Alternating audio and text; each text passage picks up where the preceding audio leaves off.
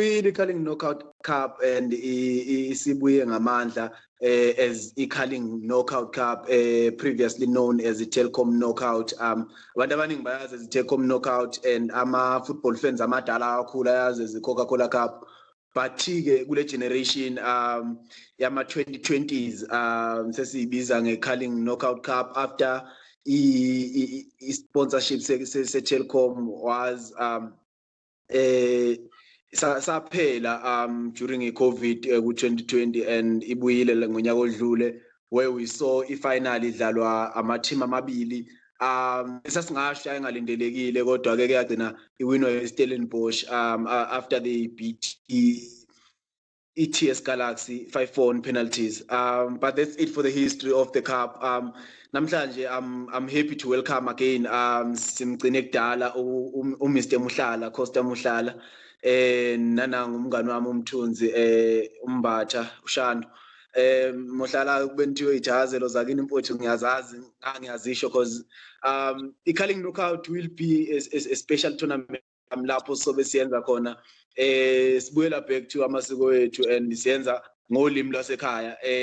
Sizoyenza ngolimi ke mhlawumbe engathi lijwayeleke kakhulu la eSouth Africa kodwa futhi ukwenza kube mnandi sizokwenza ukuthi sifake zonke izilimi ukuze wonke umuntu mhlawumbe othandayo ukubuka hayi zonke kodwa zonke izobe zikhona escreenini ngalelo langa ukuze wonke umuntu obukayo ezojabula ejabulele lento ayibonayo. So siphethe nawo Costa Mhlala ubhuti uzosilekelela nje ngasi spade uzongena noma ukuthi kuthi akabulabule futhi uzobulabula nananga umfowethu umthunzi mbathayo uthe uyasazi isixhosa kanti neAfrikaans nayo muhle ngapha ngakuyo. So yeah kodwa ngaphandle ukuthi ngimoshe isikhathi esikhuluma izinto engekho machita niyaphila. Mina ngigrand John grand ngijabulela ukubalana futhi it's been a while yeah a while yeah bubhuti hayi nangapha kuyaphileka man kuyaphileka ngezwe kini madoda mina ngi-right hayi kumnandi ukuthi sizoba nenye icup ezoqala bafethu asikhulume ngayo ngempela. Hayi cha ngoba kusasenjalo ke asibambeni sikhuphuke nawo madoda and there is no other place yokuyiqala ngaphandle kokuqala on the previous days whereby Bafana Bafana bidlala ama international matches ama qualifiers for iAFCON 2025 and siyathatha ukubuka mhlambe ama performances abadlalile and the outstanding performances ababe nawo and saba ngazi ngakubiza mhlambe ngebhadi nyana uma sibuka ama injury mhlambe ama player alimalile during leli khefu lamazwe masiyibiza ngesizulu kodwa ke ngifuna mhlambe sithi ukuxoxa ngayo kancane madoda masibhekile esiqale mhlambe singakhulumi ngaleya eyayinhle kakhulu eyaphela ngo5-0 kuba mhlambe siqale sikhulume ngale performance yayizolo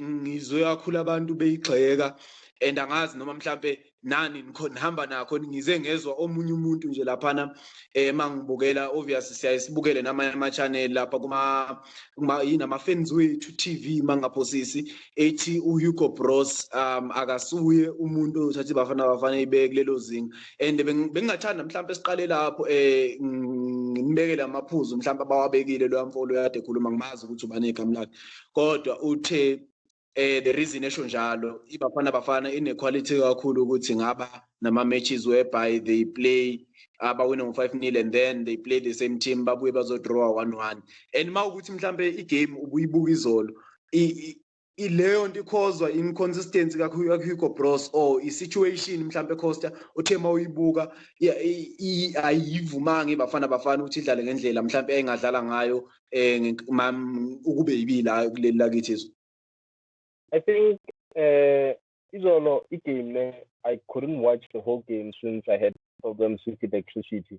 But then from me watching the first half of the game, and then the team that Hugo Bros fielded was the very same team they beat Lala the time we won 5-0. The only difference was that there was another striker. But then one thing I've realized is that like the pitch now corner ground in Lane, teacher corner, it's not as perfect as the one that they were playing at like higher. And then now you could see like there are a lot of bumps and then the pitch is too small. Even Tempers one wasn't comfortable enough to play on that pitch. And then after abantu bazothi uHugo Bros ngeke athathe i-national team ayise anywhere. But then like look at where we are from when he took over the national team. People always criticize Hugo Bros decisions and all that he does. But every time when we need the results, he's there to provide the results. He does everything right. The way I see it, I don't think Coach Hugo Bros he's a bad coach or something like that. But then one thing I think it's happening is that like sometimes it's just the players. They were not sharper than they were when they played home. So it was all about the sharpness of the players, and you could see that there were a lot of problems to the players, and then that was just about it because it was just a 1-1 draw, and it's nothing to cry about. We were playing away from home, and we know how hostile the stadiums can be outside our country. And mhlambe nawe Mthunzi unganginika nje uvo lwakho ikakhulukazi kule ndaba yokuthi because abantu bayakhala and before nje ngiqala mhlambe nginombuzo wami angu-understand ukukhala kwabo because since we lost to Mali ku-AFCON, the first game of AFCON, iBafana Bafana ayikazidliwe i-match in regulation time. Mina in my lifetime I've never seen that. Lo ngaqala ukubuka ibhola ngikaze ngibone lokho. So kuyangidida ukuthi abantu babuka mhlambe ibhola ngenye indlela mhlambe bezoqala becriticize or futhi kunenye indaba engifuna siye kuyo after la kodwa Mthunzi ngifuna ukuzwa kuwo ukuthi mhlambe wena uyibuke kanjani indaba yokuthi ucoach kuleya situation whereby igame beyi 1-1 away from home and then achinge attacking players for defender towards the end of the match. How did you see those changes? Did you see them ukuthi mhlambe alulaza ibhola le country or mhlambe iqhamuka from experience yakhe ucoach from coach? We understand with some situations you can't go out with a win, kumele uproject what you have. Ngiyacabanga umbuzo wakho ubuze ngendlela eright futhi omdala. Ngaleso sikhathi makayenza ama-changes sibonile ukuthi ufake uNyiko Mobi wamfaka more ukuthi izodlala as i-winger adabulaphe noma uDawu because lo number 11 weKongo bekayinkinga. Even though uMutawu bekammarka but bekabuya cause ezinye inkinga lapha nangala sabona efaka uMrena azazodabulapha noModibo. So ngiyacabanga ukuthi bekuyinto vele ukuthi since i-situation isikanje akukho okunye esingakwenza asitike kulokho esinakho sibambelele lokho esinakho kunokuthi sizame ukuthi sithathe i-risk siye all out and then basiphanishe emuva because uma ubuka i-situation negroup yethu i-1 point enough for thina okwamanje and isasezandleni zethu and iKongo kade ifuna kakhulu and mawuthi uyabuka ama-condition ade dlala kuwo izolo vele kubuke kimina kwenze umqondo uma umuhle kakhulu mawukuthi usapha abantu aba-attack-ayo for ama-defender ngoba ama-condition ade sidlala kuwo bese kudingeka bona i-experience yoSibisi bekudingeka yona i-experience yoMorena ukuthi bazame ukuthi igame siyiqede ngoba ububona abadlali bathukile bafaka amabhodlela egroundini bazama bashaya i-pitch ushila uCosta ukuthi nayo bengekho right kakhulu artificial pitch and ngeke ngezwe kuthiwa khona enye igame abangayidlalanga because iFIFA yathi angeke bekhona ukudlala kuleli ground leli and baluza ama-points. So ezinye izinto nanokuthi la eAfrika uyabuka amagame mfethu udabuke ngempela the way igame yakhona beyiveze ngakhona bengathi igame yakudala mfethu bengathi igame yakudala i-brightness yakhona ixhopha ngale ndlela ukuthi ibhola awuliboni nanokuthi likuphi. So iyadabukisa ngempela indawo yami yokuthi mawuya emazweni angaphandle yonke into quality nje yonke iphuwa ngale ndlela leyo ukuthi akhoneki kodwa leya 1 point leya ibaluleke kakhulu. I think sase-safe and isezandleni zethu ukuthi siqualify. Mthini bafowethu sivele sibafake e-Nike Center nathi mabeza ngapha eSouth Africa ngeke phela. Straight. So ngifuna mhlambe on my side kahle ngifuna mhlambe sibe understand both sides but ekugcineni ngiyafuna ukuthi mhlawumbe abantu siba enlighten ngendaba uGobros ukuthi ukubaluleke kangakanani simsupport as umqeqeshi wezwe lethu kubaluleke kangakanani futhi ukuthi acknowledge umsebenzi awenzile because ayikho omunye ucoach mina ngoba ngisho ekufikeni kwami osenze umsebenzi ongangowakhe angikaze ngibone Bafana Bafana ithole bronze medal ku-AFCON angikaze ngibone Bafana Bafana in such a large number of games without losing a match in open play so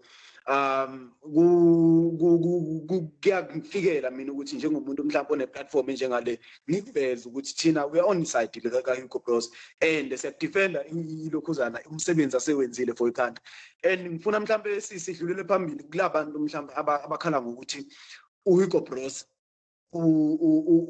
uTito umbizela ukuthi ama-fans ayamfuna and ngifuna mhlawumbe si-understandeni mhlawumbe noma iningi understanding yokuthi inkulumo kanjalo ungayikhipha ngoba kwenze njani Khosi?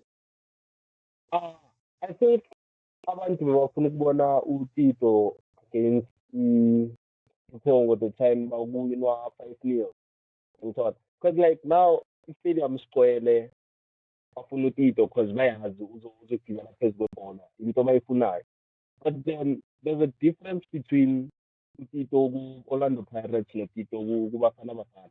Hugo Bros ucoach ofuna ukushaya isipani size ngesipani lana sitho lana ukuzojabulisa amafeni ngokugibela ibhola. We are here to score more goals. We are here to do the job. If umsisi udlala kahle and what's part umsisi was playing his milestone game 50 caps so Hugo Bros definitely wanted umsisi ukuthi aphume with at least a goal or something like that.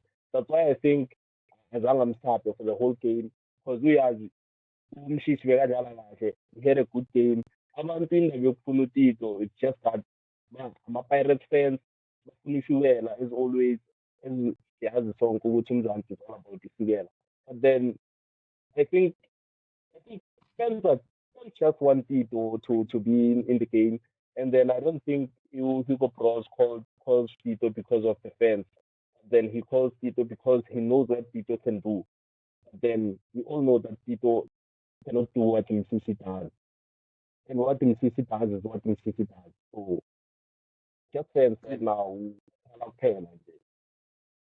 And ngifuna mhlawumbe sikhothe la indoda ene-PhD because obviously ku-TikTok wami izinto zebhola so kugcwele wona ama-video wawo lamajita so ngiyawabukela kakhulu but ngifuna siyikhothe because I think kuwo wonke labantu labade ngibalalele mhlambe namhlanje kuseni nayizolo ebusuku ade bekhuluma ngeBafana Bafana uyena umuntu okhulume into eyenza umqondo ukuthi uHugo Bros akabizi imidlalo ayekho umdlali ambizayo kuBafana Bafana but umdlali uyena ophakamisa isandla ethi ngibize you understand angeke kube nomdlali and if siyambona uHugo Bros indlela afike ngayo akekho umdlali amtreata ngokuthi umkhulu ukanjani and after i-performance yayizolo people have been complaining ukuthi vele uTito i-confidence yakho ibulalile nani but this is the national team ulinde uzodlala ngoba kuthanda wena understand so I think kunabadlali abafike kuthiwe hayi mangayithatha chance yakho uzophuma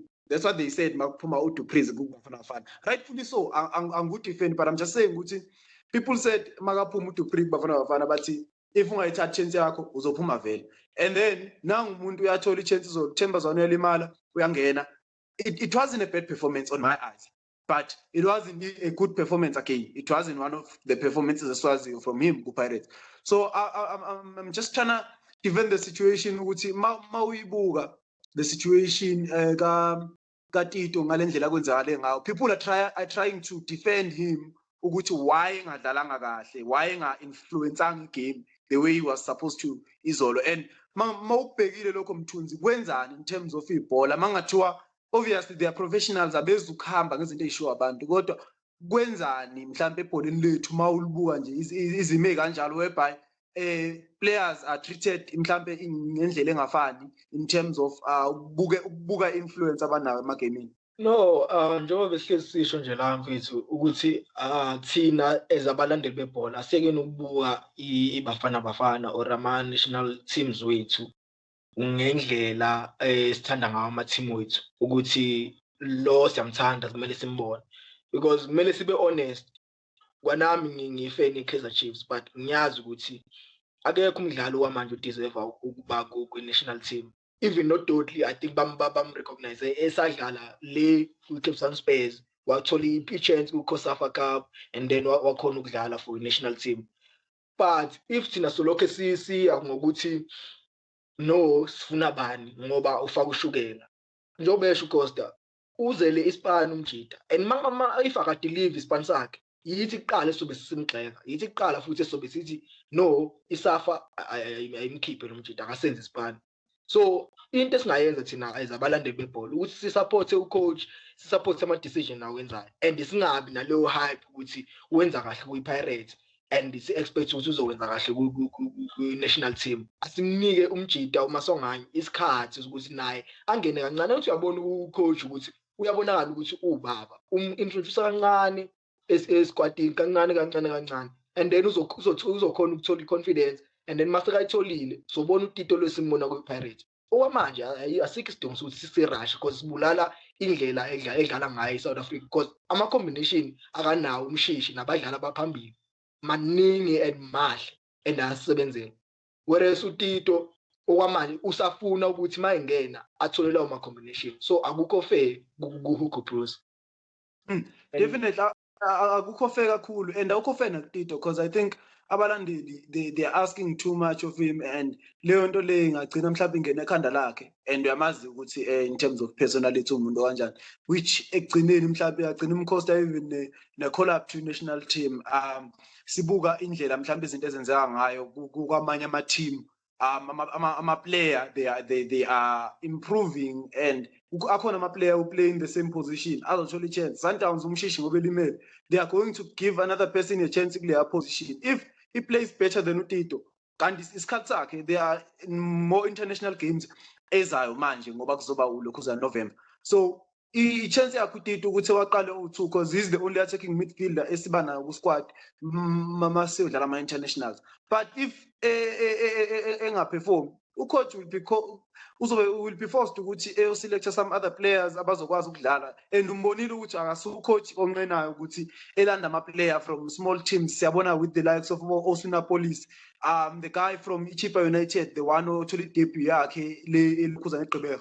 So those type of situations ziyakubonisa ukuthi ucoach akasuho umuntu ohamba ngehype but umuntu olibukelayo ibhola la-South Africa and uyababona abadlalayo and abadeservayo kuba esquad international team. Yes, he does have his players, definitely, like any other coach. Like about the likes of Obusbisi, Abonyiko Mopi, uyazi ukuthi ama-undroppables la. Bengisurprise ukubona uvele imoto engekho. Because those are the players ucoach abhilivela kuba and there's a reason ababiza. It's not e-football wachaza ukuthi the likes of Obusbisi, they are very good with football, but it's not e-football into engibabizela yona. The impact they have on the squad is spirit se-team. Depend kumudi yabo whenever they are there. So those type of situations ziyakutshela ukuthi ucoach uyayazi into ayifunayo mayebiza but thina njengabalandeli kumele silandele senze umsebenzi wethu silandele kodwa ke ekugcineni wonke umuntu une-opinion kambe ubani I think ngezwe kuthiwa opinion ifana nomsuzo. I'm sorry to say that i-opinion ifana nomsuzo kodwa wonke umuntu unayo and wonke umuntu uyayikhipha, understand? Omunye umsuzo awunuki, omunye umsuzo uyanuka. So into kanjalo. So right man, but I just wanted to ask ukuthi sinike ithuba and chat about this whole situation ka-Hugo Bros because ngokwethu on our side ngibuka mina kuyinto right mhlambe ukuthi sibe nomuntu onjengaye given the situation e-country sikuyo, i-country enembono eminingi towards national team and isikhathi esiningi leyo mbono leyo abalimaza abanye coach they were forced to select ama-players who didn't give anything to the team ngenxa yokuthi they had a high profile. So Hugo Bros muhle umsebenzi, siyabonga futhi siyathemba ukuthi i-national team yethu isazoqhubeka iye phambili under i-guidance yakhe. I'm one of the people ababelievayo futhi I'm sure if as a football corner sonke siyabelieve ukuthi ubaba Hugo Bros usithathe sibeke endaweni ekumele sibe kuyo. Sizoqualify for i-World Cup and sizoqualify for i-AFCON elandelayo. What more can you ask for? ekubeni we have failed to do that in the previous ngathini kulamahlandla adlula engiyibeka kanjalo ngiyibeka nje ngomakela cha singakapholisi amaseko sizoza ku-Carling Knockout Cup and mhlambe sikwazi ukuxoxa with ngama fixture aphumile ku-Carling Knockout Cup on kulokhuzane bayibiza nge-round of 16 ye-Carling Knockout Cup whereby 16 teams of top flight South Africa, which is the Betway Premiership. Those 16 teams will go head to head. There was a draw where my team they were put into brackets and sesiyazi ukuthi awubani abazodlala against who in the coming weekend, where we will have a full fixture kahle yama team South Africa. And so talking about wonke ama-fixture and what to expect kulawo ma-fixture. And obviously more games are going to get more time given its status out. But just to recap history yelokhuzana ye-Knockout Cup yethu, like I said eqaleni ukuthi it is an old cup that has been around since the early 1980s, where it was called the Datsun Challenge. Later, yashintsha yaziwa nge-John Player Special Knockout, GPS Knockout Cup, and then it went to the Coca-Cola Cup in the early 90s, and then it was changed in the late 90s to Rodman's Cup, and then after that, yaphinde yabuyela Coca-Cola Cup from the early 2000s to mid 2000s, where some of us sasiqala ukubona lapho. I think memory yethu stretches back to around those times, whereby siyakhumbula aboJomo Cosmos beyiwina ngo-2005, even though sasebancane, but siyakhumbula beyiwina. So those type of situations, and then to the most popular time where it was with the same sponsor for more than 10 years, 13 years to be exact, with the Telkom Knockout, which yaqala yawinwa iSilver Stars ngo-2006, and it went on yawinwa iKaizer Chiefs. Kaizer Chiefs went on to win 3 times in 4 years until 2010 when they last won it. And to name that, Kaizer Chiefs are the most successful team in the Knockout Cup in the top 16 with 13 wins, and their next ababalandelayo Mamelodi Sundowns with 4 wins Knockout Cup. So it is an interesting statistics, knowing Kaizer Chiefs yagcina ukuwina ngo-2010, but again ivulelekile because it's been with the Telkom until 2019, where 2020 it couldn't go on because of the COVID. Obviously the funds and everything couldn't be agreed on, and then ibuyile ke ngo-2023 where it was renamed to iCarling Knockout Cup. So njengamanje sokhuluma ngeCarling Knockout Cup ebiyaziwa dala nge-Telkom Knockout, and uqala soqala ekuqaleni ngicabanga ukuthi ngoba ngize kuwe mfowethu Costa ngizothi sizothoma la kumaZulu neStellenbosch, and mhlambe if uyishebile muna what can we expect kule game, given the fact that Stellenbosch are the champions and AmaZulu have just appointed new coaches in Uvusmuzi no baba Uzwane? So looking at the game there, we have Stellenbosch who has wounds after losing to Orlando Pirates in the MTN 8 final.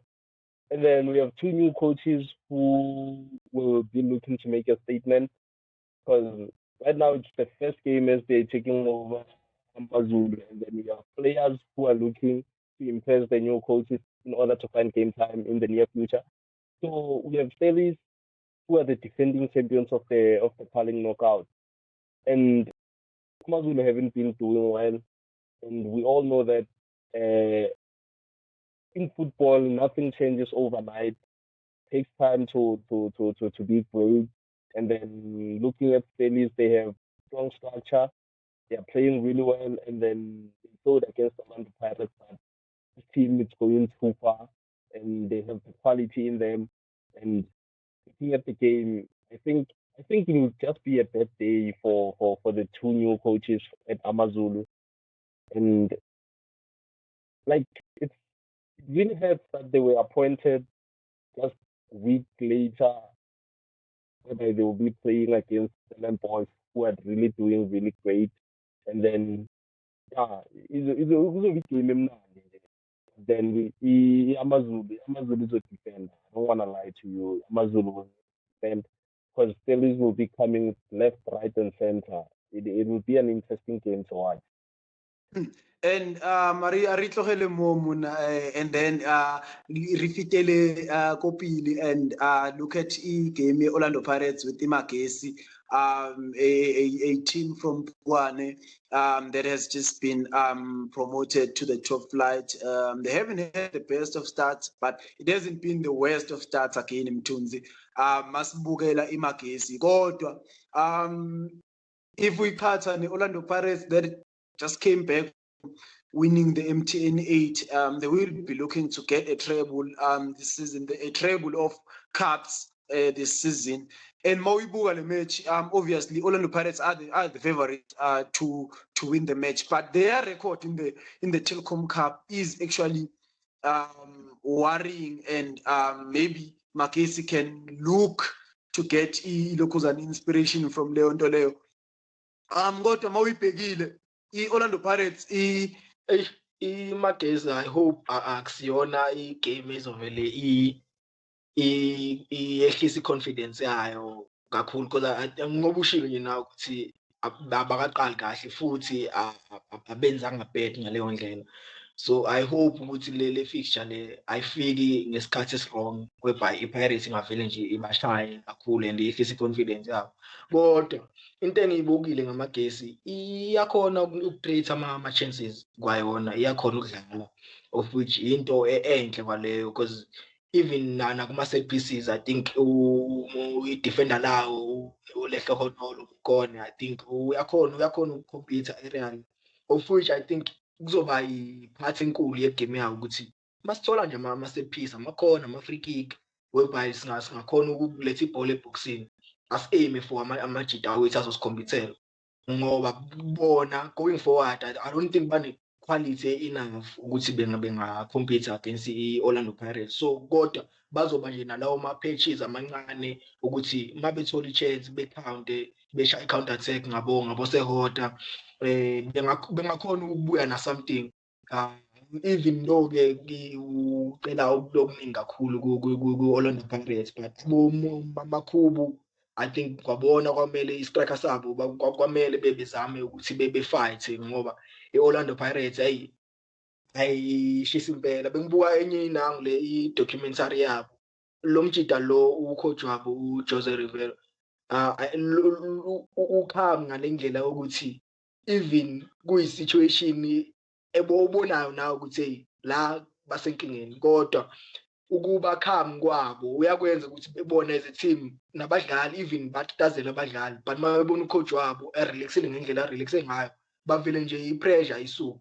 So badlala ne-team enhle kakhulu i-Orlando Pirates, iyakhona ukucombine. I think yonke i-team sebe-understand ukuthi ucoach ufuna bedlale kanjani, bonke bemuve kanjani. I-Orlando Pirates kuzoba nzima ukuthi be-stop ngempela iMagesi, kuzoba nzima ukuthi iMagesi i-stop.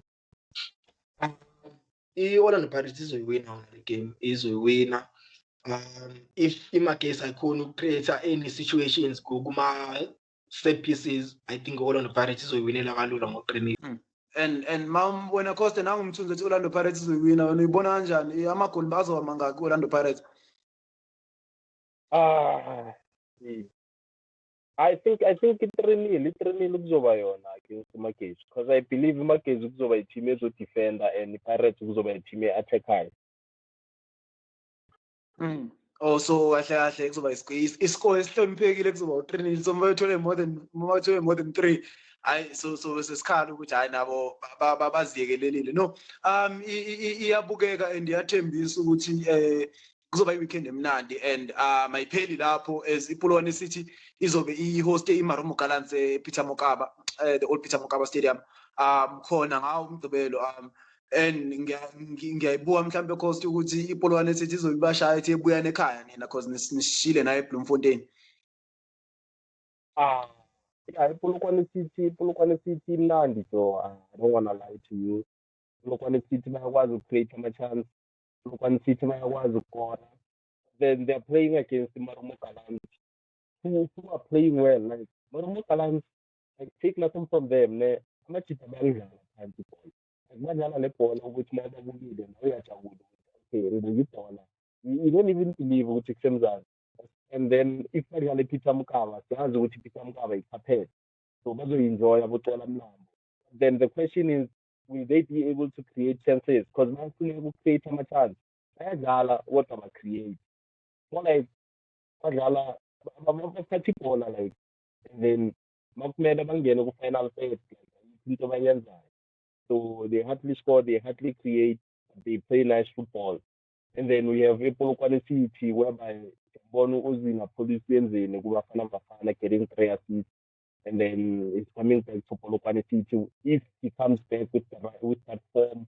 And the Polokwane City, I think Polokwane City, the way badlala ngakhona, the way they create some chance, a better chance of beating Marumo Gallants, and Marumo Gallants has a chance of beating them.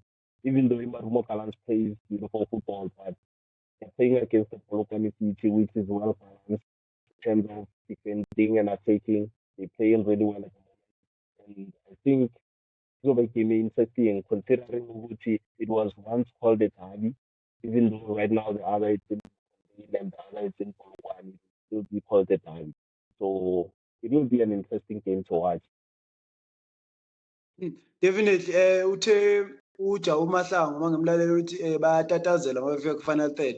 Badlala kahle impela bona kodwa bayatatazela uma befika ku-final third, abanayo lento ukukhululeka nje, abangena emanzini be-relax whenever befika lapha, and then bese bepick ama-situations are right for them.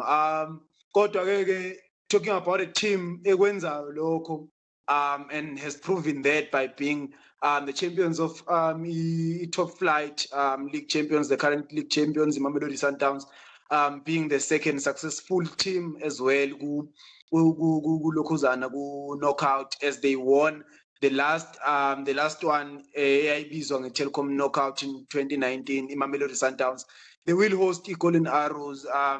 Kodwa futhi I think Golden Arrows can look at an advantage yokuthi most of their squad izobiphumulile, and most of his squad Sundowns besidlala ngaphandle sitravela. But again angeke kube inkinga lokho kuMamelodi Sundowns because badlala eAfrica, into abayijwayele leyo ukuthi bebuye bezodlala ama-games we-league or ama-cup asekhaya after bedlale away. So Mthunzi, yini ezowahlukanisa la team? Ukuthi Sundowns iwin. Ukuthi Sundowns nje win. Mina angiboni iGolden Arrows ngempela ibamba ngoba Simple. ngoba uma uyibuka iGolden Arrows yona ishoda nge-consistency, especially in terms of ama-results. If ngempela umuntu izwa akenzi kahle, shuthi i-team ngempela iyastruglisha or akakhona ukuthola igoli, abekho omunye umuntu abangarelaya kuwe kahle kahle. So ngokwami angiboni iSundowns ngempela ibanjwa kakhulu i-Golden Arrows ngoba ne-Sundowns sibonile before international break ukuthi biseqala ngempela ukuthi ibuye kule Sundowns siyaziyo idlale ngendlela futhi le esiyaziyo ukuthi iyadominate ama-game nama-chance futhi siyazi ukuthi iya-convert, and ukuthi bethole ibalance e-right kwi-front three yabo ngabo-Reyners, abo-Matthews nabo-Ribeiro kubaluleke kakhulu ngoba mabeya phambili bayazi ukuthi baphethe abadlali abazobamba ibhola, and mabelibamba abafuna ukululuza kalula. O-Ribeiro bakudonsa ukuthi uze kuwe and then balifake behind wena. So uma uphethe abadlali abanjalo abahlakaniphile ngaleyo ndlela, nangapha siphethe abo-Matthews abangena khona esiswini badlala wide but bakhona ukungena bezokhombana nabo alele bephinde futhi befune behind bekushiye futhi ngespeed. So kunzima kakhulu, kuzoba nzima kakhulu for iGolden Arrows. And ma uyibhekile izofaka amangaka iGolden Arrows because ngiyakubona amathuba nje ukuthi kube khona abakwenzayo baningi. Khona ngiyayibona iGolden Arrows ilifaka elilodwa kodwa iMamelodi Sundowns izonqoba ngo-3-1 ngoba emumva angakabi sure ngayo i-Sundowns kwamanye ama-game but basesheki nje angakabi sure ngawo. So if umuntu izwe ngakhona ukuthola 1 goal, i-Sundowns vele yona izoyinqoba. But nenye i-situation interesting kakhulu ukuthi abo-Tebza umrembula uzongena straight ku-line up nabomdawu noma kuzokwenzakalani, kodwa-ke into ekumele siyibuke silinde siyibuke ngempela kuzokwenzakalani lapha kwi-Sundowns. And bengithi ngifuna ukuya lapho ku-Costa mhlambe just ukutheseka kulento eshiwo umthunzi about obviously besibona uTebza kuthula imele but he was performing to his usual best for Bafana Bafana, scored a cracker lapha eLokhuzana. How ishebile mfana Kai ubona itsamaya jwang situation babatlo Mkenya mfano wena o utlobuyela ku distance? Mokoena, it's either we are benching or we are standing. I don't see him going straight back into the team. Because as Mtunzi said, in the last few games, saw Sundowns going back to the way they used to play, whereby they dominate the games. And they were doing that without Mokoena. And then even Coach Mangova, he said that for a player to be in the team, needs to deserve to be in the team. And then, as far as I'm concerned, also we see that whoever is playing at Sundowns at this moment in time doing very, very well. Even if he was starting on the bench most of the games, because the coach knows what he wants and the coach believes in what he wants to do. And from Rambola to come back straight into the starting 11, it will be a miracle. Because even Sailor Mudau had to come off the bench against Kaizer Chiefs. So it tells you that the coach really means business at Mamelodi Sundowns, and he doesn't take shit, and he's there to do the job. Just like Hugo is doing at Bafana Bafana. That's what he's doing on the opposite side. How is Sundowns itlokora Makai? 2-0 will be the score. I don't see Golden Arrows scoring against Sundowns. Hayi cha kezwakala and sizoshatha izikhwama zethu manje sehlele ngenzansi sibhekele eCape Town webhaye eCape Town City izobe ibambe umkhaya iRoyal AM iqembu likaChairman lidume ngakho nje lokho kuba iqembu likaChairman mawulibhekile kamthu awulibhekile Mthunzi mfowethu ayi kunzima lapha kwaRoyal AM banenkinga enkulu nje ngathi nalapha kuMDC bayakhishwa ku-DDC sorry bayakhishwa ngenxa yokuthi manje abakhona ukulokhuzana ukuthi befaka abantu kahle kahle abakhona ukufaka abanye abadlali ngenxa ye-FIFA ban le abayitholile nasesquadini eyakhambi kahle babuya kwenye nje unbeaten run yama-draw ebinzima kakhulu nje so kodwa bayazama kodwa mawuyibhekile Cape Town City I think it's been underperforming yona ngokwayo so uyabanika ni ithuba mhlawumbe ukuthi bengafika lapha bethu ukubaphaphamisa mhlawumbe ngenduku. Hayi yona ngoba usho nje ukuthi mfethu ibuya kwamanye ama-draw le team le idlalela nje ama-draw and hayi ifakela no-chairman wayo kodwa-ke yona inkinga le yayo impela i-serious yokuthi ayikhona uku-add-a abadlali ngoba izogcina ngempela ibakhosta i-status sabo nakwi-league uma uyibuka ngempela i-situation yakhona i-serious but mangibuka i-side la Cape Town City ngibuka i-team engekho consistent ngama-results isizini since iqalile kodwa ino-coach o-right elazi ibhola and futhi ngiyabhilive ukuthi izohlangana i-Cape Town City ibe ile Cape Town City ekhompithayo edlalayo futhi edlalayo uma uthi uyabheka i-striker sabo lo mjida lo yamnandi ngempela yabona lo muntu owascoutha lapha ku-Cape Town City wascoutha lesa striker lesa uChiweza ngiyamvuma mina hayi lesa striker lesa siyalazi ibhola mfethu siyalazi ibhola and abo Gonzalez wonke amajida ku-Cape Town City ayayazi into ayenzayo. I think nje sekungaba ukuthi i-patience from ama-fans or i-patience from i-board. Njengoba bengisho-ke ukuthi i-Cape Town City yona i-team ehlangene kakhulu, and ngiyabhilieve ukuthi izogcina ikhona ukuthi yenze lento abafuna ukuyenza no-coach wabo Eric Ting, because mawuthi uyabuka ekhona umfana naye omunye futhi ongambuka ngendlela adlala ngayo hey awuyadlala lo mfana lo Amatho. I think bane-combination e-grand lapha esiswini bonke nje Amatho, Petros, abo Domingo. So i-Cape Town City inawo abadlali, siyona i-problem yabadlali ngoba nabo Darwin Gonzalez even nasemumva abo Cupido. So sonke nje isquad si-squad si-balanced, and I believe ukuthi le game le bayoyina le game le. Hayi kezwakala cha ngine contrasting view la mhlambe in terms of how they have performed. Ngoba ngisho nje ukuthi I think last time we had umhlonishwa la, he mentioned something about them underperforming, and angifuna ukuqambela amanga, nami ngivumelana naye based on indlela abenze ngayo mfethu kulama game adlule, and even last season they've always had a great squad. We're talking Sino Costa ukuthi yabona if ukhuluma about a team that has a top class midfield and a top class squad in general, i-Cape Town City, and kodwa ama-results wabo you can say ukuthi they are doing well baqeda top 8, but with their squad they should be finishing like higher than ilokhuzana le abakuyo. The performances should be better than what they are giving us. Ucosta even mentioned that if you can compare squads on paper with Stellenbosch doesn't have a better squad than Cape Town City, but they always better in terms of indlela ekudlalwa ngayo. So it is something to worry about going into this match. But yeah, asilindeni umgqibelo sobona ukuthi kuzohamba kanjani, and igame yakhona izosibonisa yona ukuthi yini ezoyenza.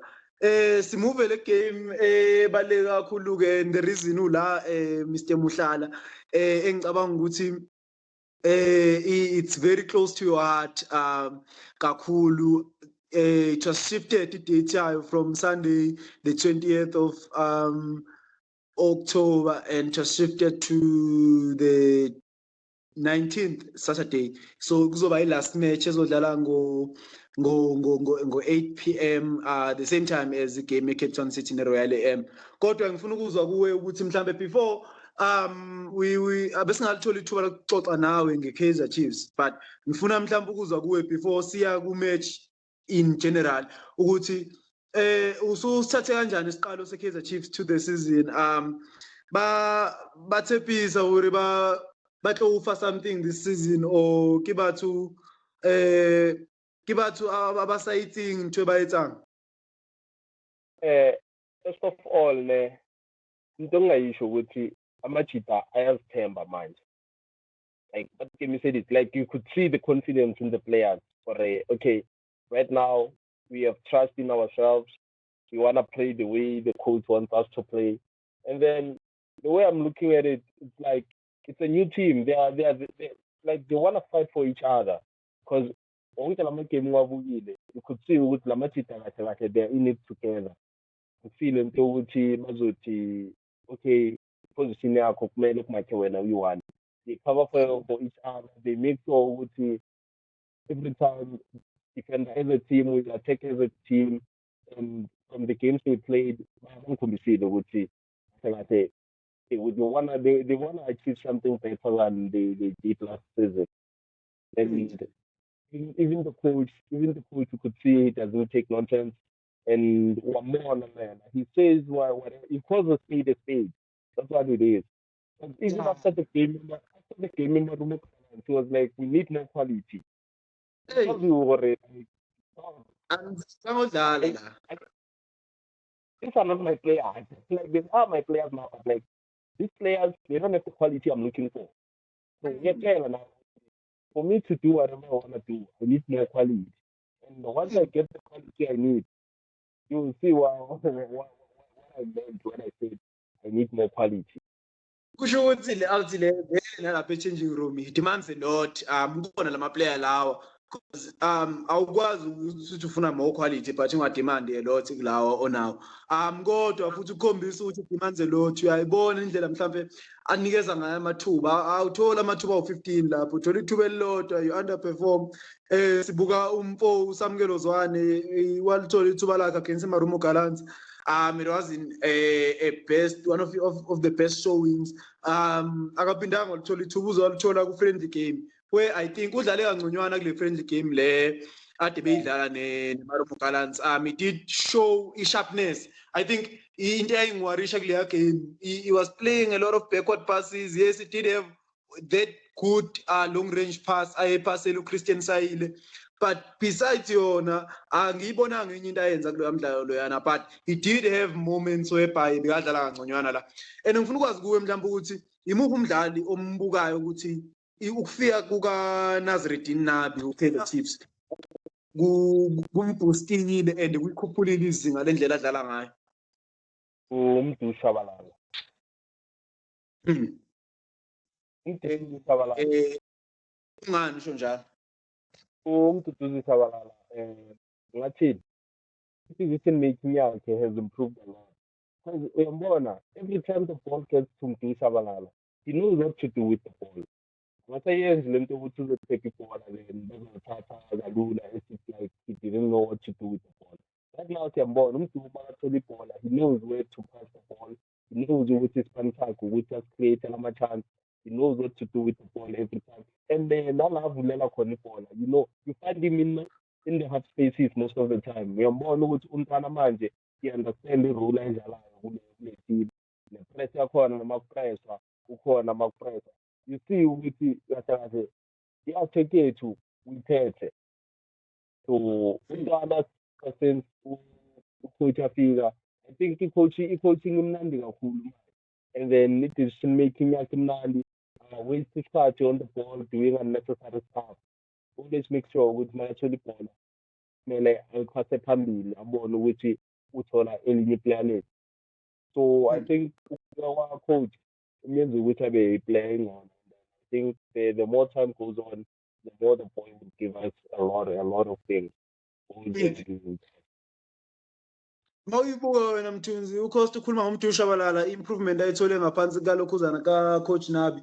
Mawuyibuka ngibuka amalokhuzana ama-forward passes afike nawo and ngifuna ukwazi mhlawumbe wena kukhona mhlawumbe omunye umdlalo ombonayo that has benefited from ukufika kaNabi other than umdudu. I think uku-improve kwamdudu njengoba esho nje uCosta kuncede njengoba umbuzo wakho nje usho nje ubuza ngale ndlela leyo kuncede nanokuthi sikwazi uku-involve uChivaviro kakhulu kuma-plays wethu because I think naye ukuthi umduduzi Shabalala uyakhona ukudlala noChivaviro uba naleyo confidence ukuthi ukhona umuntu engingeza kuye ngize short ngikhombane naye and then ngirane behind because even mabuza lo mbuzo lo ngize ngibuke even nalentwana leyo uShabalala I mean uVilakazi makangena either ungena sekuphela igame or bam-introduce or bamqala igame even nale game la esiyidlalile naye seka direct kakhulu. I think sebamtshelile okay ntwana sinazi isikhathi sokuthi uligibela sinazi isikhathi sokuthi sibe direct and intwana mayithola ibhola just like umduduzi Shabalala usekaya phambili uba creative. I think ngingakhuluma nobhuti wami la endlini ngisho nje ukuthi yabona labadlali laba coach baba manager ngendlela e-right especially umduduzi Shabalala nalomfana lo we-Pirates uMufukeng because njengamanje bayazi ukuthi kumele benzeni ngebhola bayazi and ba-serious nabafana ba-serious bonke. So umuntu obenefitayo as long as umduduzi Shabalala adlala trend noChivaviro naye uyakhona ukungena egemini adlale and sibona uChivaviro omuhle kakhulu then season. Cha nami njengomlandeli nje webhola obebuka ibhola ngangi-question decision eChiefs ukuthi yes siyamazi ukuthi was firing esuka kulokhuzana but ngangiyibuza ukuthi is it the right player mhlawumbe iKaizer Chiefs eyidingayo in this time and moment given the fact that ngale sikhathi bemsayina they weren't creative enough, and the striker that strives on creativity wasn't the right person for Kaizer Chiefs at the time. But ngoba usho improve kamdu improve lokhuzana uranga, and mhlambe sibuyele emidlalweni abazodlala.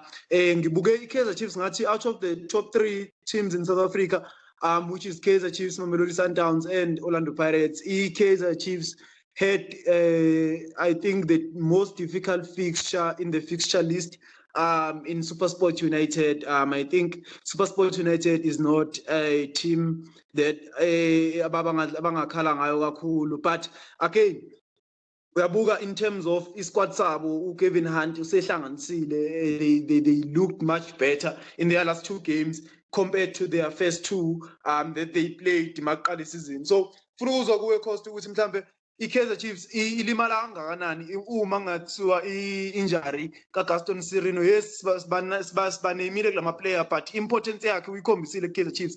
Ilimala kangakanani Kaizer Chiefs maye kulomdlalo ngaphandle kaGaston Sirino? Kuzoba nzima kakhulu ngaphandle kaGaston Sirino, because bonile from igame badlala noMarumo Kalani ukuthi okay sharp siyazama ukuthi si-attacking ezinye indlela, but uGaston Sirino makangekho igame ivele ibe different. Because now ngithe mangibuka amagame weChiefs iwadlalile, i-attacking point ethu kahle si-attacka ngoGaston Sirino, because most of the time we're looking to minimize passes in midfield and get Sirino as quick as we could, and then we know ukuthi uGaston Sirino is a player onengqondo kakhulu, wazi ukuthi makaphatha ibhola wenzani, and une-skill, une-creativity yakhe, it's very very top, and untwana beka-sharp from nama-games wabukile. And then I think if uGaston angekho right kuzoba nzima, like in terms of attacking for Kaizer Chiefs.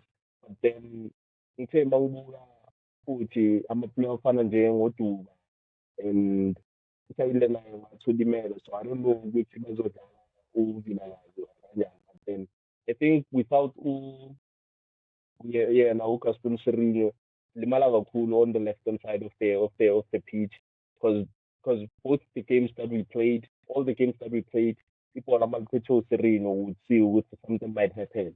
So one thing I could say is that the attack yethu iphethe uSirino. Definitely, and kubalekile ukuthi njengeqembu nibe nomdlalo kanjalo, and ngifuna ukwazi SuperSport United ubani?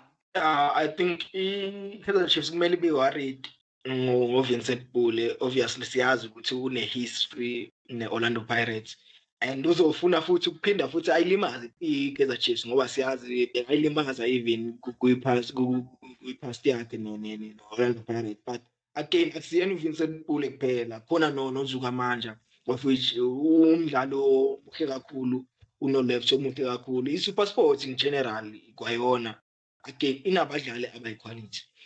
Benga-understand-ke indlela abaqale ngayo i-league ukuthi why beqale slow kangaka even nakuma-cup games, but ngiyabelieve ukuthi ucoach uKevin Hunt uzokhona ukuthi babuyise bonke bekhona ukuthi bekhiphe, and with i-fixture le ebazodlala nayo against Kaizer Chiefs, if bengawina yona, I think izoshintsha yonke i-situation around i-SuperSport, and bazoba positive ngayo yonke into, even nange-league yabo going forward, because mabuke emuva mfethu balance kakhulu. Ngekho mubi Thulani Hlatshwayo, abo Pokiso Sanoka, abo Neo Rap, leya left back ke imnandi yadlala lantwana loya uno-left somuhle kakhulu. Emumva eswini, I mean balance kakhulu, Poken Paul, abo Aye kubuye noNdlovu. So inabadlali abadlala kahle kakhulu, even nasebhenchini nebhench lakhona equality.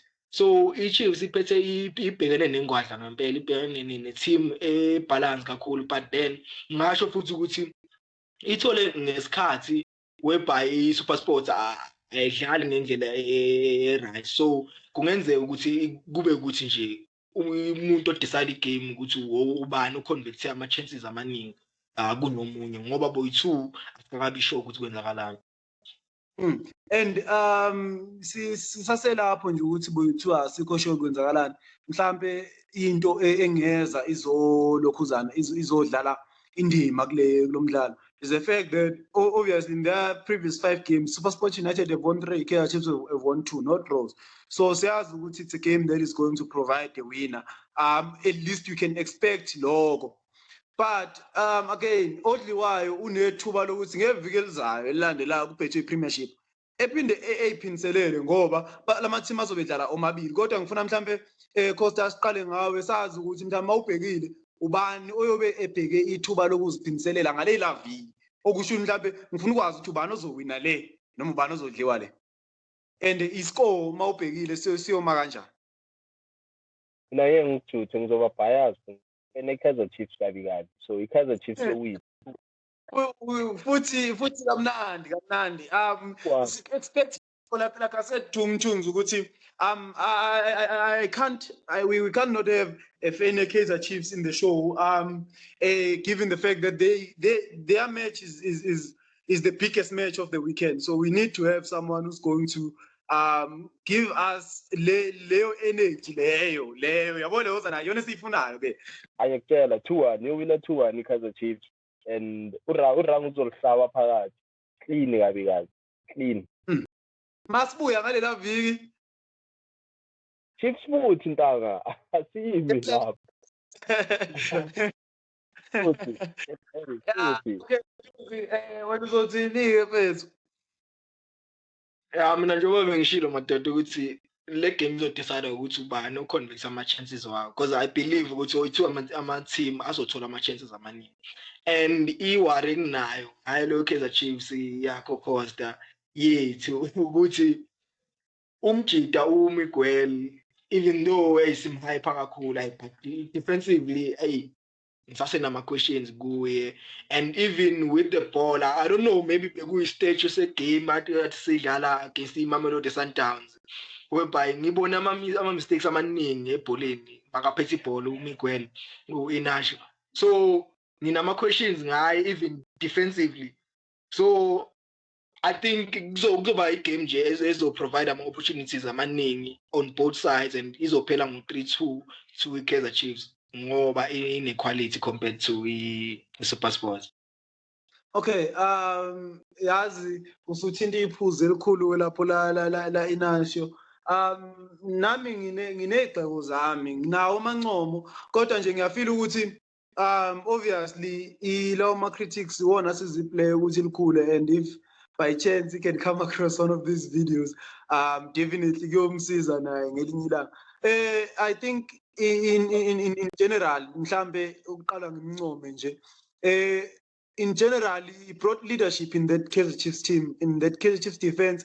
He brought leadership, something that we've been crying for, someone who's vocal enough ukuthi ngisho uhleli kuma stands in a very packed stadium umuzwa memezi player. So it was something engayibuka mina ngathi this is something Kaizer Chiefs have been looking for, and I think bayitholile lo mjida unaleyo stature sokuthi I'm the leader of this defense, and even in the team in general he calls out players for ukwenza izinto that are not part of the plan, and it's very important to have that situation grounding because uthola ukuthi at times ucoach wethu can't shout those instructions in. Kodwa ke sifike la sibuye sizothi kule ndaba yama mistake.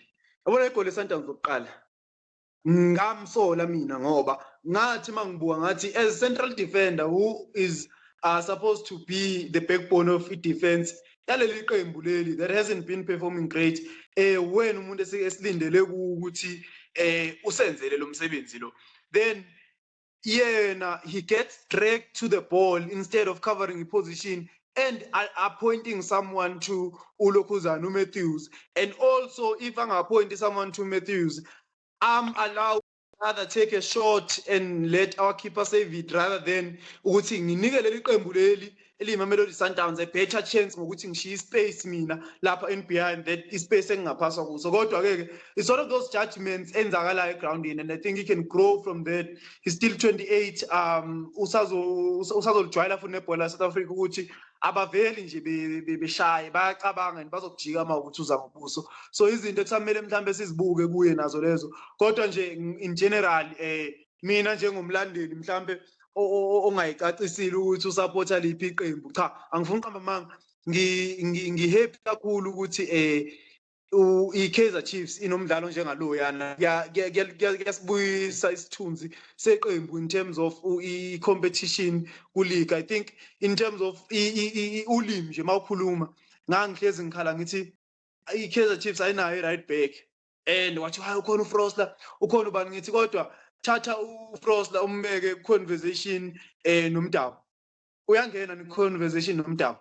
Understand kwakuyilo engikhuluma ngayo ukuthi as umuntu othanda ibhola ngithi sithi top 3 labantu lapha so kumele bona bo 3 if 2 Hugo Bros uzokhetha afike i-Sundowns inomdawu i-Chiefs inosibanibani i-Pirates inosibanibani ubani operformayo kulabantu but angiboni ukuthi uyacabanga ukuthi ekuleya defense Chiefs so angisho ukuthi uMiguel wa South Africa but sengisho ukuthi it's something right ukuthi masikhuluma sibe ne comparison about ama player of that caliber so kuyasiza ukuthi kube kulamaqembu onke njengamanje mabe ngathi iPirates bathi unda nani niyafika ama-30 minutes hayi nathi sinomigwele understand sengingaphikiswana nithi ubani wenzeni but egcineni kwakho konke ama team onke anama defender ahloniphekile and anegama elithusayo because kubalekile nalokho. I think amajita omsimango bayalazi ibhola but bebengenayo leyo fear factor ngawa I don't think ama player mawuyodlala neKaizer Chiefs bethi ngiyodlala nomsimango uzongimaka understand ayikho leyo fear factor kodwa ke singagxili kakhulu kuKaizer Chiefs majita maningi ama team akhona ku league sine top 16 and ku top 16 yethu sisalelwe imidlalo emibili ezobidlala ngesonto nge-20 ka October 2024 first match ezodlala ngo3 emini sizoba ne-TS Galaxy izobe hoste iChiefs United.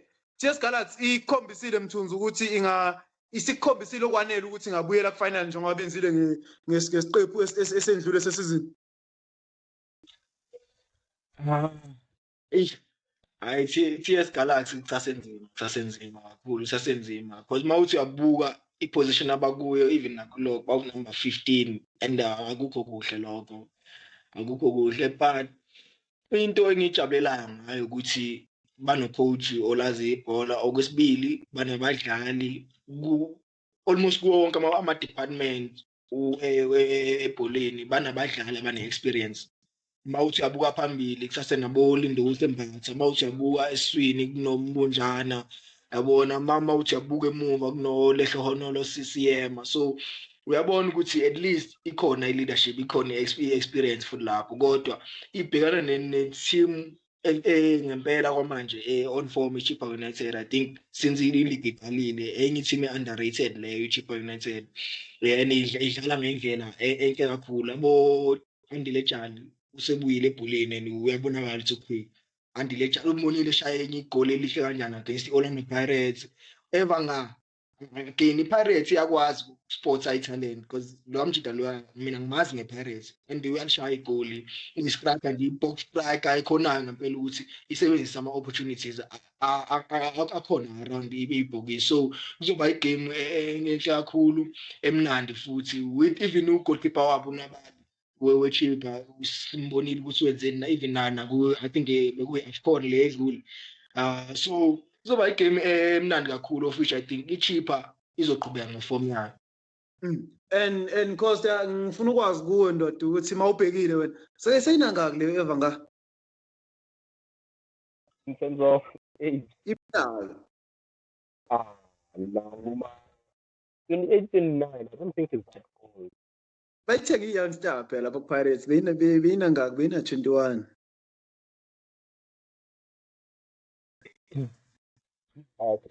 shoot actually mile fanayo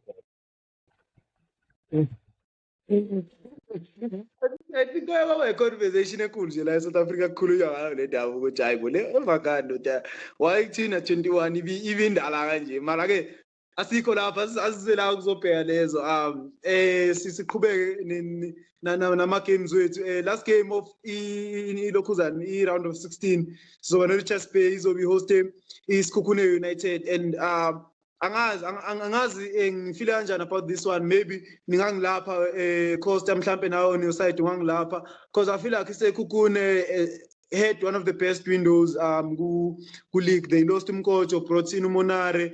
Yes, and towards the end of the window they brought in Sipho Mbule, and window value they brought in a free agent Kapinga. So and they bring all those players to an already packed squad, a squad that knows each other, a squad that plays well together.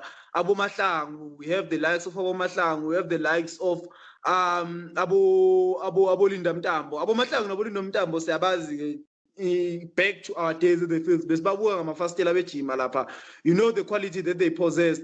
And Richards Bay played a couple of games this season, haven't looked like they have a structure, haven't looked like a plan behind their play. And I want to know from you, when Acosta, the game, is it a game that is going to be end-to-end, or is going to be one of those games where it's tactical and it will depend on maybe players and X factor, which Sekukune will have an upper hand given the fact that they have more players who can influence games than Ilokozana, Richards Bay.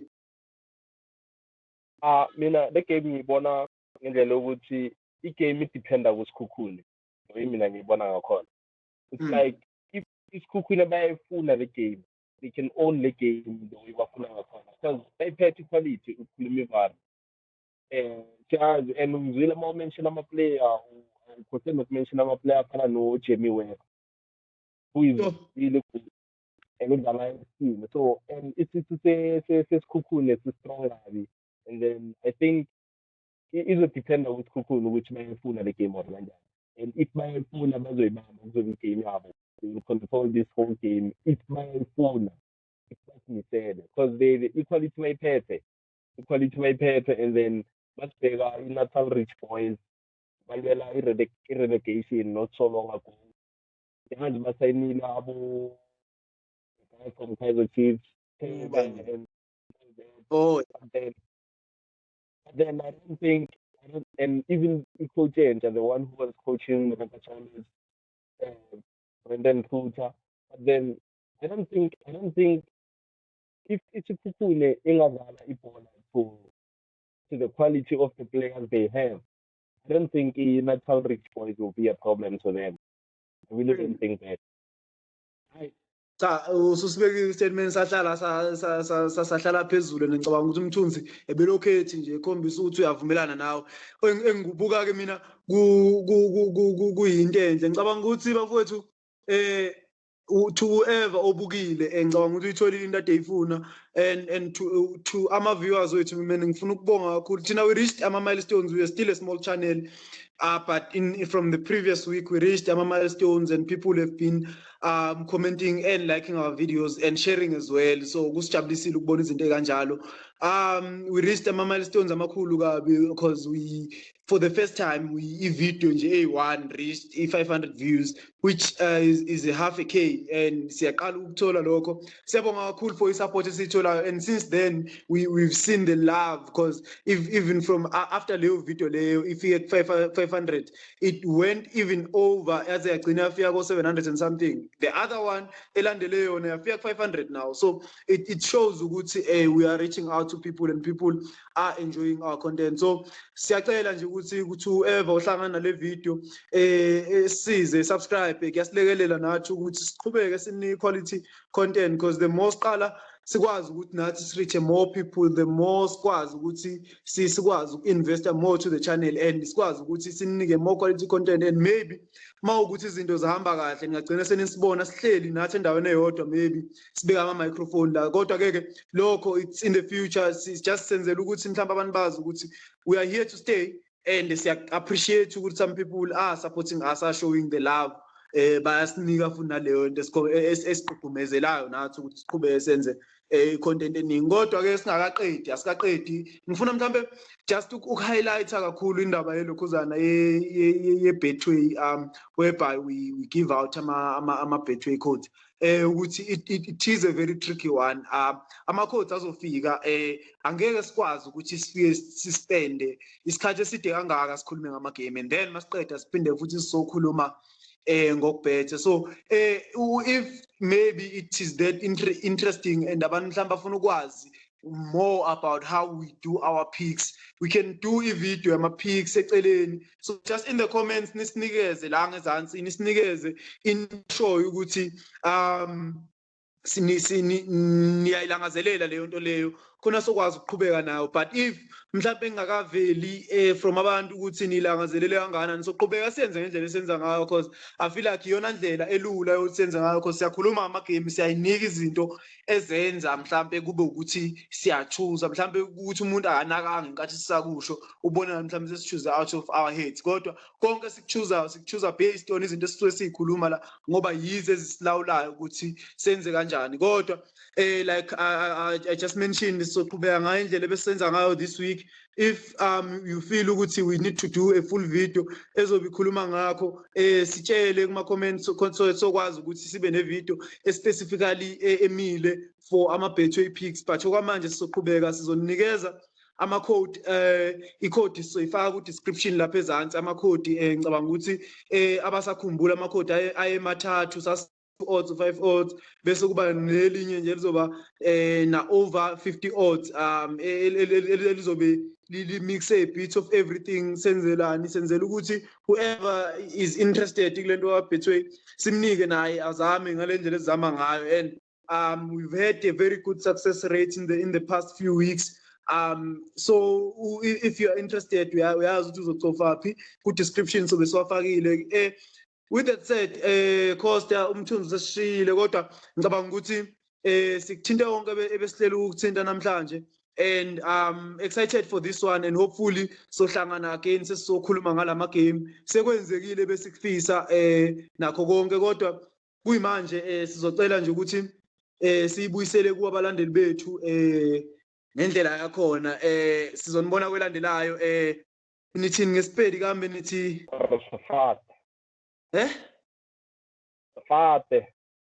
Rifate barwa kama hora sokutwana wana yabona mfethu ngikaxele manje konake kaxebe ngingezulu the whole video. Hayi, it's fine. No, akunankinga, sonibona kwelandelayo abantu bethu. I-ayeza namanye. Bye bye.